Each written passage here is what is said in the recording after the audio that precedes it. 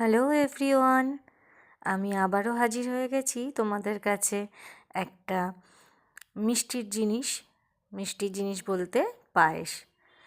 শীতের দিনে নলেন গুড়ের পায়েস। যাই হোক, আমি এই ভিডিওটা একটু দেরি করেই করেছি, শীত প্রায় এখন চলে যায়। তো দেখো, প্রথমে আমি কড়াইয়ে ঘি দিয়ে কাজু কিশমিশটা ভেজে নিলাম। ভেজে তুলে রেখে সেই কড়াইতে আমি দুধ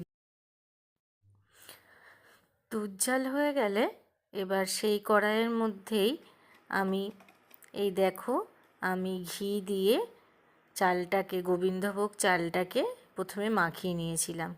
সেই চালটাই দিয়ে দিলাম ওই দুধের মধ্যে দিয়ে চালটা একটু ফুটুক। তারপরে যখন চালটা একটু নরম নরম হয়ে আসবে সেই সময় দিয়ে দেব নলেন গুড়টা,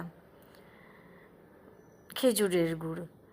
সেটা দিয়ে আমি আবারও একটু নাড়াচাড়া করে গুড়টাকে পুরো দুধের সাথে মিশিয়ে দেব।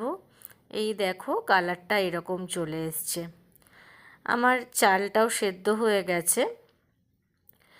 এইবারে এটাকে একটু নাড়াচাড়া করে ঘন ঘন যখন হয়ে আসবে সেই সময়ে আমি ওর মধ্যে আগে থেকে ঘিয়ে ভেজে রাখা কাজু কিশমিশটা দিয়ে দিলাম।